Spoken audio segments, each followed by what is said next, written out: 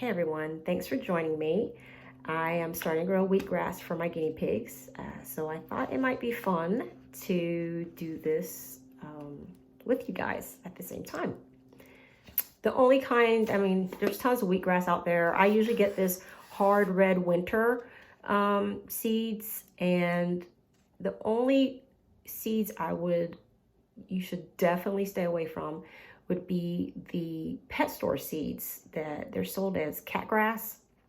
Actually, any seed that's sold in a pet store, just avoid them altogether. Walmart, pet stores, because they're likely old, and it's possible that they're also, they'll probably be more prone to mold, and they probably won't germinate very well. So and they're overpriced. So it's just a waste of money. Go ahead and buy you some quality wheatgrass seeds.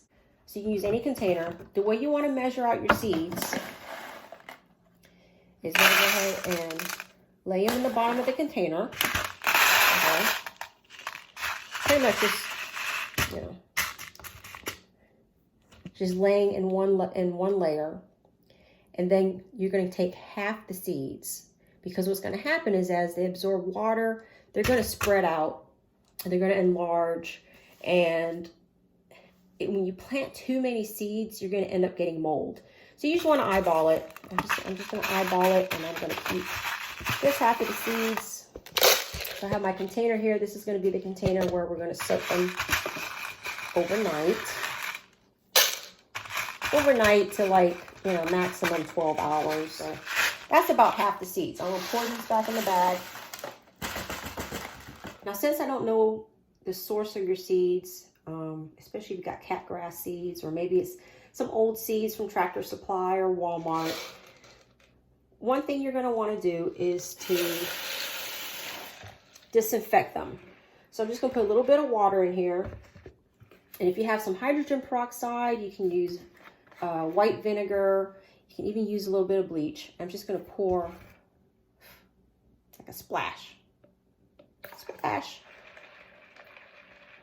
Swirl it around and just let that sit for about 3 to 5 minutes. In the meantime, let's prep our tray and the soil. Whatever potting mix you're using, you want to put, about an inch or so into your tray. Some potting mixes, now this potting mix is actually pretty damp. You can see how dark it is. Some potting mixes are really dry coming out of the bag.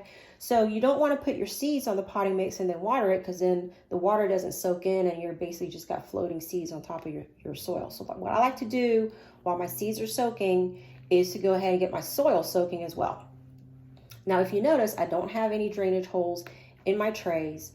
I prefer to not have drainage holes, because when you overwater and all that water that leaks out of the drainage holes is actually flushing out all the nutrients that is in potting mix. So the whole point of using potting mix is for all the nutrients that's in it.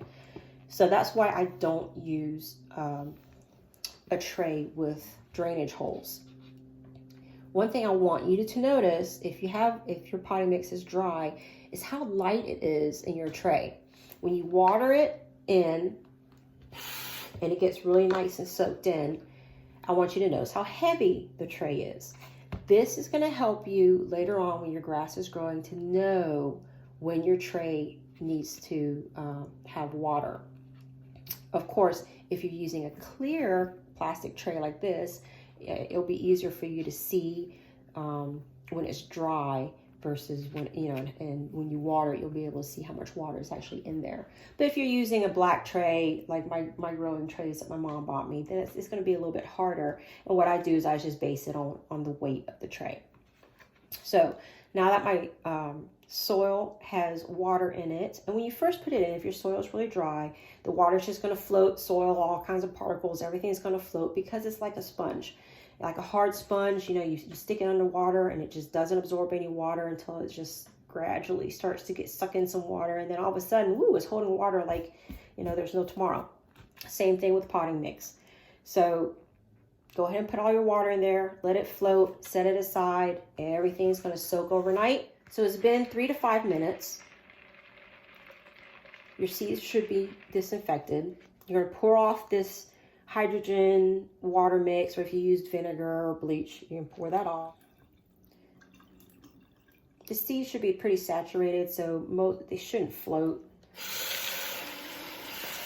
And then you're going to refill it with, cover your seeds with about 1 inch of water. Welcome to day 2. As you can see, I have my seeds soaking. So what you're going to do is just pour this water off. And you may notice that some of your seeds have a little white tip to them. Oh no, it's gone. All right, have a little white tip to them. And that's where the root is starting to come out. Can you see that? I always like to see that because that means I got good seeds. So your potting soil should be nice and wet. Your container should be nice and heavy. So you're going to spread these seeds out as evenly as possible.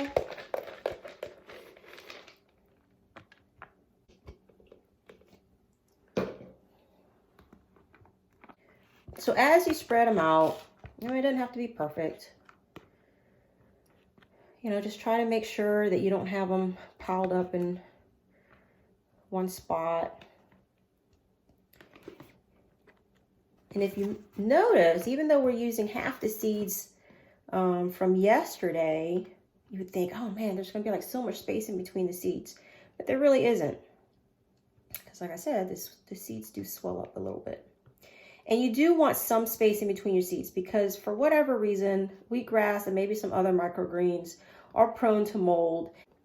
But that's basically what it looks like when I spread it out. Now, I like to top this with a little bit more dirt. Sorry, a little bit more potting mix. The soil police will probably get on me about that. It doesn't have to be a lot. You might see a few seeds still poking up, and that's totally fine. All right, press them down so you make sure you have good contact. I'm not really good with being sure that I miss twice a day. I could probably set an alarm on my phone and to remind me to do it. But in honesty, I work full time, and sometimes by the time I get home from work, I don't feel like remembering to miss things. So what I do is I cover my trays, and this is just foil.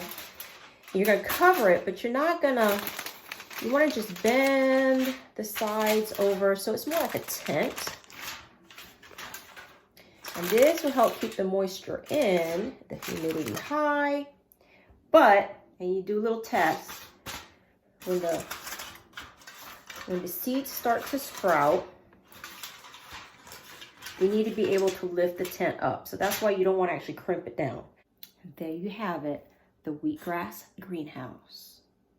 Now, wheatgrass seeds do not need light to germinate. I actually let my wheatgrass, I grow my wheatgrass under the sink just so it's out of the way. And I'll let it get pretty tall before I'll expose it to the light for it to green up before I serve it to my guinea pigs. So you can just put this container anywhere on a shelf. You can put it by the window if you like.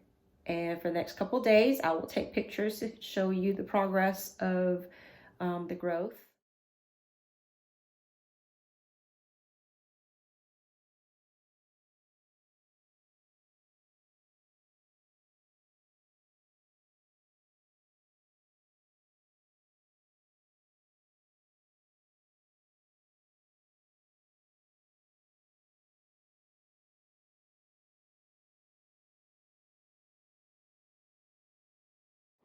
Hello, wheatgrass growers. Welcome back. Today is day 9 of growing the wheatgrass.